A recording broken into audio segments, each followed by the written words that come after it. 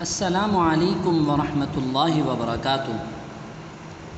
عزیز طلباء، اللہ کی ذات سے امید ہے آپ سب خیر و عافیت سے ہوں گے۔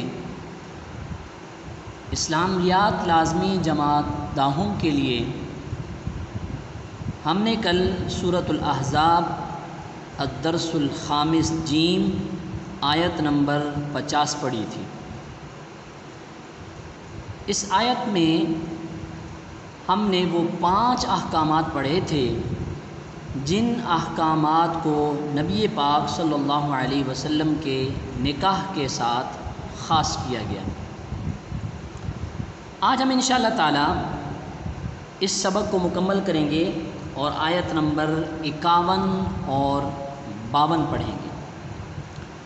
سب سے پہلے ہم ان 2 آیات کی تلاوت کریں گے، پھر اس کا ترجمہ ہوگا اور اس کے بعد اس کی تفہیم و تشریح ہوگی اور پھر سوال جواب ہوگا۔ اب ہم کتاب کھولتے ہیں۔ اعوذ باللہ من الشیطان الرجیم، بسم اللہ الرحمن الرحیم۔ ترجی من تشاء منہن وتؤوی الیک من تشاء ومن ابتغیت ممن عزلت فلا جناح علیک ذلك أدنى أن تقر أعينهن ولا يحزن ويرضين بما آتيتهن كلهن والله يعلم ما في قلوبكم وكان الله عليما حليما لا يحل لك النساء من بعد ولا أن تبدل بهن من أزواج ولو أعجبك حسنهن إلا ما ملكت يمينك وكان الله على كل شيء رقيبا۔ صدق اللہ العظیم۔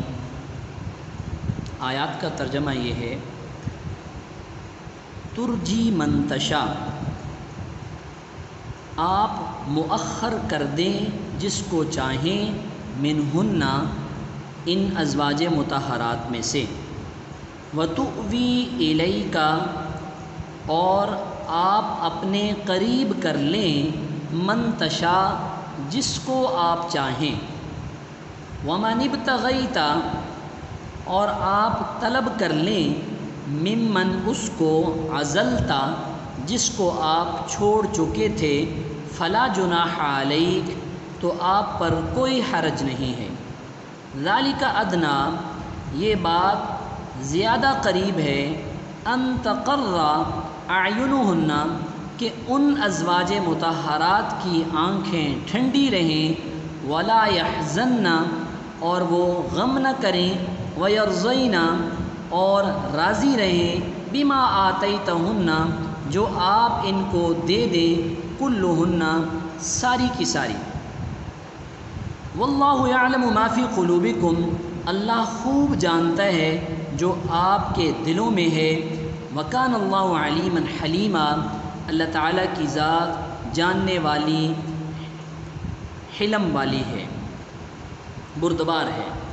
لا یحل لک النساء من بعد، حلال نہیں ہے آپ کے لیے عورتیں اس کے بعد، ولا ان تبدل بہن من ازواج، نہ ہی آپ ان ازواج میں سے کسی کو تبدیل کر سکتے ہیں، ولو اعجبک حسنہن، اگرچہ ان عورتوں کا حسن آپ کو تعجب میں ڈال دے، الا ما ملکت یمینک، سوائے آپ کی مملوکہ کے، وکان اللہ علی کل شیء رقیبا، اور اللہ تعالی ہر چیز پر نگاہ رکھتا ہے۔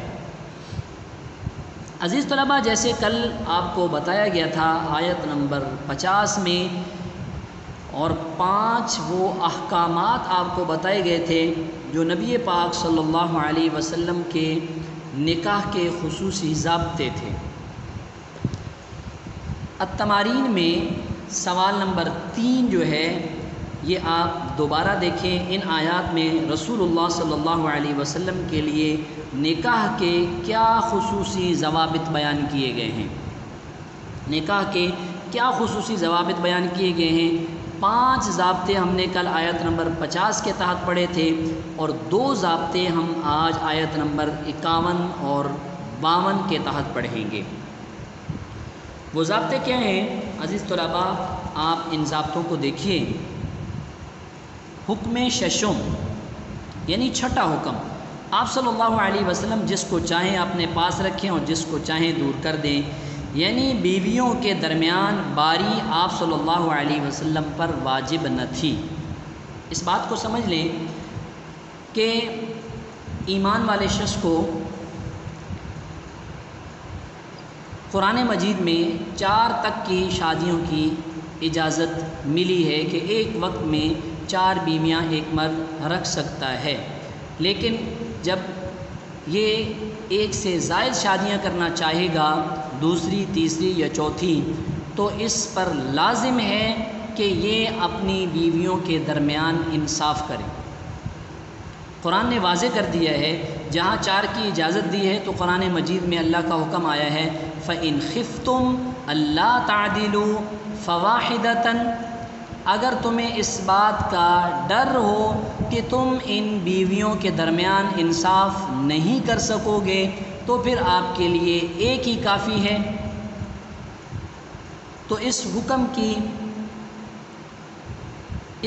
کی مزید جو ہے وہ اہمیت کو بڑھانے کے لیے اللہ کے نبی صلی اللہ علیہ وسلم کی ایک حدیث ہے جس کا مفہوم یہ ہے کہ جس شخص کی 2 بیویاں ہوں گی ان کے درمیان وہ انصاف نہیں کرتا ہوگا، قیامت والے دن اللہ کے دربار میں اس حال میں اس کو لایا جائے گا کہ اس کے بدن کی ایک سائیڈ مفلوج ہوگی، فالج زدہ ہوگی، اس لیے انصاف بہت ضروری ہے۔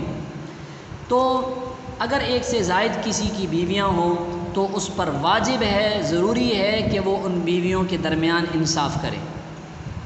انصاف کس میں کرے؟ ان کو خرچہ دینے میں برابری کرے، اور پھر ان کے گھر میں رہنے کے لیے وہ برابری کرے کہ 2 دن اگر ایک بیوی کے گھر میں رہے تو 2 دن دوسری کے گھر میں رہے، 1 ہفتہ اگر ایک بیوی کے گھر میں رہے تو 1 ہفتہ دوسری بیوی کے گھر میں رہے۔ اسی طرح خرچہ دینے میں، ان کی ضروریات پوری کرنے میں دونوں کے درمیان برابری کرے۔ لیکن یہ برابری نبی پاک صلی اللہ علیہ وسلم پر لازم نہیں تھی۔ آپ صلی اللہ علیہ وسلم کو اللہ نے اجازت دی، آپ جس کو چاہیں اپنے سے دور کر دیں اور جس کو چاہیں اپنے قریب کر لیں، اور جس کو آپ اپنے سے دور کر چکے ہیں اگر آپ اس کو پھر چاہیں اپنے قریب کرنا تو آپ کے لیے اجازت ہے، آپ پر کوئی پابندی نہیں ہے۔ اس کا فائدہ بتایا کہ اس کا فائدہ کیا ہوگا کہ تمام ازواج مطہرات کی آنکھیں ٹھنڈی رہیں گی اور جو آپ ان کو دے دیں گے وہ اس پر خوش رہیں گے۔ اس لیے کہ اگر آپ کسی زوجہ محترمہ کے گھر جو ہے وہ زیادہ دن رہ جاتے ہیں یا کسی کو خرچے میں کچھ زیادہ دے دیتے ہیں تو اس پر دوسری زوجہ محترمہ کے دل میں بات ہی نہیں آئے گی، اس لیے کہ اس کا حق ہی نہیں ہے، اللہ کے نبی صلی اللہ علیہ وسلم پر یہ لازم ہی نہیں ہے، تو اس لیے اس کی وجہ سے وہ پریشان نہیں ہوگی۔ جیسے نبی پاک صلی اللہ علیہ وسلم نے اپنی مرض الوفات میں جب آپ کے لیے تمام ازواج مطہرات کے گھروں میں منتقل ہونا مشکل ہو گیا تو آپ صلی اللہ علیہ وسلم نے ازواج مطہرات سے اجازت لی، اور تمام کی اجازت سے آپ صلی اللہ علیہ وسلم نے اپنی زندگی مبارک کے آخری ایام سیدہ عائشہ صدیقہ رضی اللہ تعالی عنہا کے حجرہ مبارک میں گزارنے کا فیصلہ فرمایا۔ تو یہ چھٹا حکم تھا نبی پاک صلی اللہ علیہ وسلم کے لیے۔ 7واں حکم، اس کے بعد آپ کے لیے نکاح جائز نہیں، نہ ہی پہلی کسی بیوی کے بدلے میں دوسری بیوی لانے کی اجازت ہے۔ یعنی جو ضابطے نکاح کے آپ کے لیے بیان کر دیے ہیں کہ اس طرح کی عورتوں سے آپ نکاح کر سکتے ہیں، اس کے علاوہ اب کسی عورت سے نکاح کرنے کی اجازت نہیں ہے۔ بس آپ کو ان ضابطوں کا پابند کر دیا کہ ان ضابطوں کے تحت آپ جس عورت سے بھی نکاح کرنا چاہیں آپ کر سکتے ہیں، اس ضابطے سے ہٹ کر جو ہے آپ کو نکاح کرنے کی اجازت نہیں ہے۔ اور ایسا بھی نہیں ہے کہ آپ کی جو ازواج مطہرات ہیں ان میں سے کسی ایک کو آپ چھوڑ دیں، طلاق دے دیں، تو اس کے بدلے میں کسی اور عورت سے شادی کر لیں تو آپ کے لیے اس بات کی بھی اجازت نہیں ہے، پابند کر دیا۔ یہ 7واں اور یہ آخری ضابطہ تھا۔ عزیز طلباء، آپ دیکھیے یہ ان 2 آیات میں یہی 2 ضابطے بیان کیے گئے ہیں، اور یہ سوال نمبر 3 جو التمارین کے اندر آیا ہے اس کا جواب بھی مکمل ہو گیا کہ نبی پاک صلی اللہ علیہ وسلم کے لیے ان آیات میں نکاح کے کیا خصوصی ضابطے بیان کیے گئے۔ تو یہ 7 ضابطے آپ صلی اللہ علیہ وسلم کے لیے بیان کیے گئے۔ عزیز طلباء، آپ نے ان دونوں آیات کا ترجمہ بھی اچھی طرح سے یاد کرنے ہیں، اور ان آیات کے تحت جو نکاح کے خصوصی ضابطے بیان کیے گئے ہیں آپ نے ان کو بھی اچھی طرح ذہن نشین کر لینا ہے۔ اللہ آپ کا حامی و ناصر ہو۔ السلام علیکم ورحمۃ اللہ وبرکاتہ۔